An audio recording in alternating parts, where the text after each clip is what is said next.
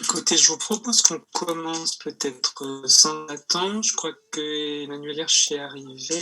Je crois qu'on est presque une centaine. Vous étiez très nombreux à être inscrits ce soir. Donc, on est très heureux de vous accueillir à cette soirée organisée en partenariat par l'Espace éthique de France et la Commission nationale de lutte contre la maltraitance et la promotion de la bientraitance.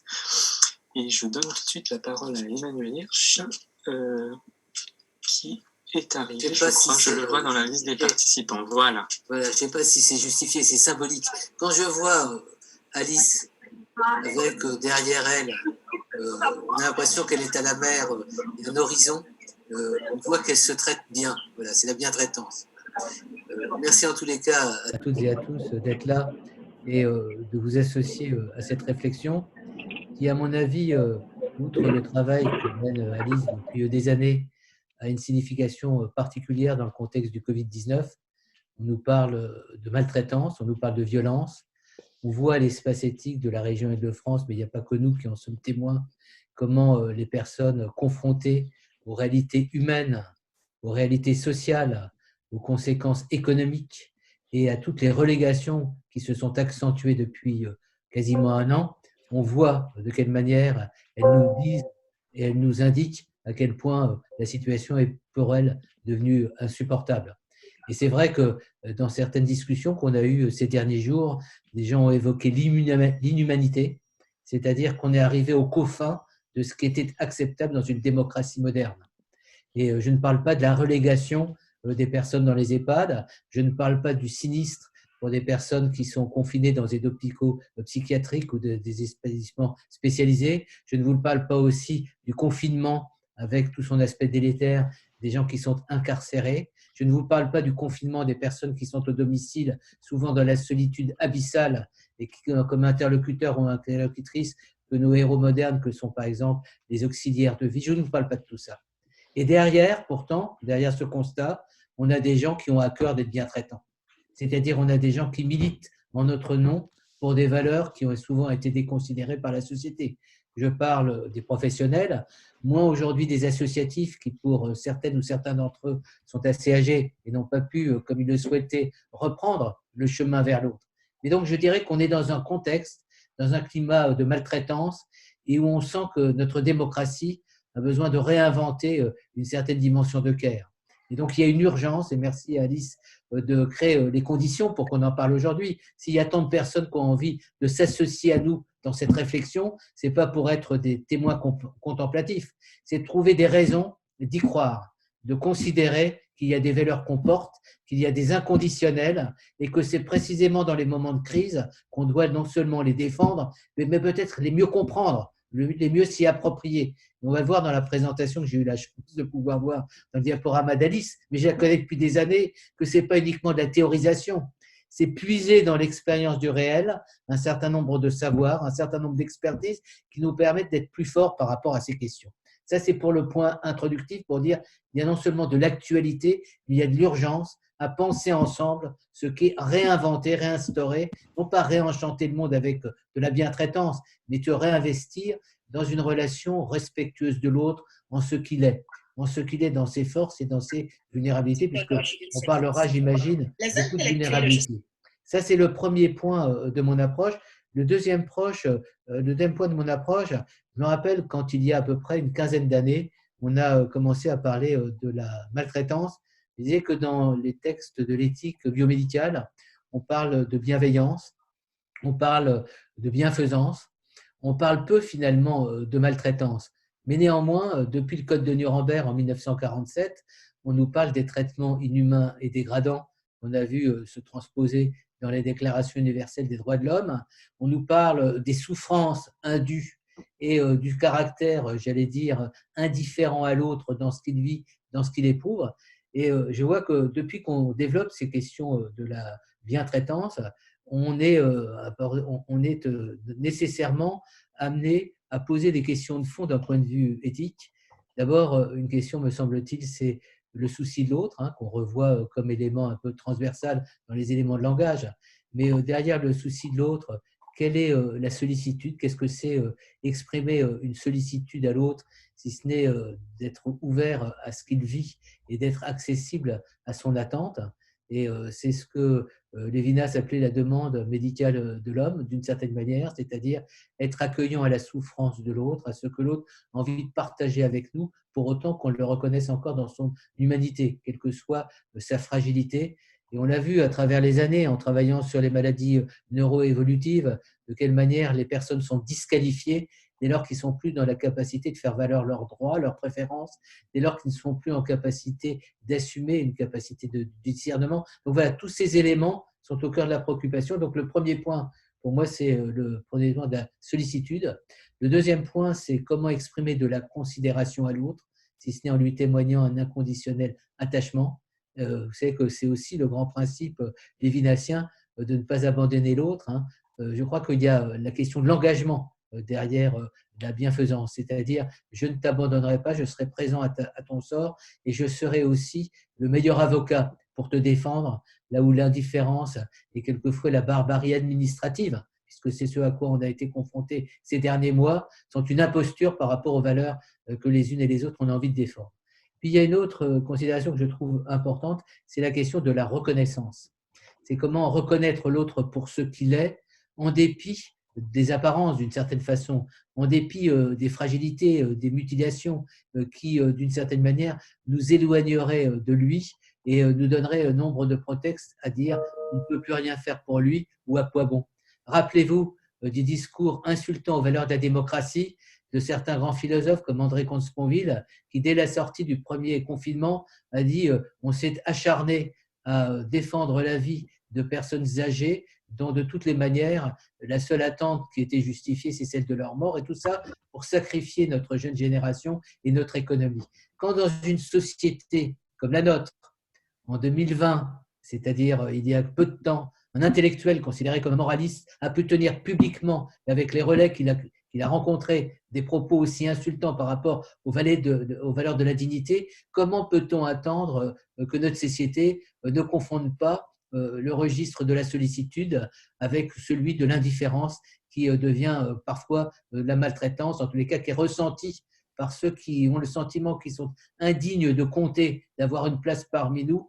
Voilà des questions importantes. Comment ne pas concevoir qu'il n'y a pas un travail d'abrasement de toutes les valeurs de référence qui, à un moment donné, rendent ces questions, j'allais dire, impraticables. C'est-à-dire dire on est soucieux d'être bien traitant à l'égard des plus vulnérables, à quelque chose, quelquefois, qui apparaît désuet dans notre temps et inopérant par rapport aux urgences. Donc, j'en appelle véritablement à notre vigilance.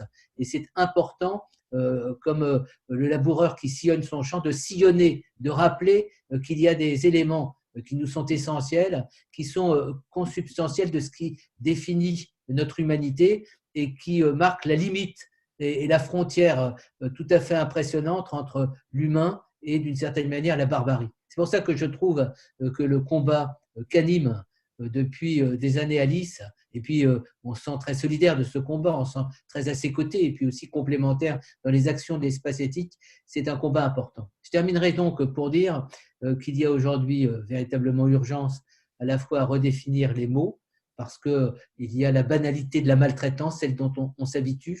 Vous voyez, on est en train de développer une initiative que je pense importante, un observatoire, qui est un observatoire qui a été créé à l'initiative de familles qui sont dans la déploration de tout ce qui s'est mal passé, de toutes les maltraitances et de toutes les injures dont ont été, en tous les cas, les victimes pendant ces derniers mois de Covid.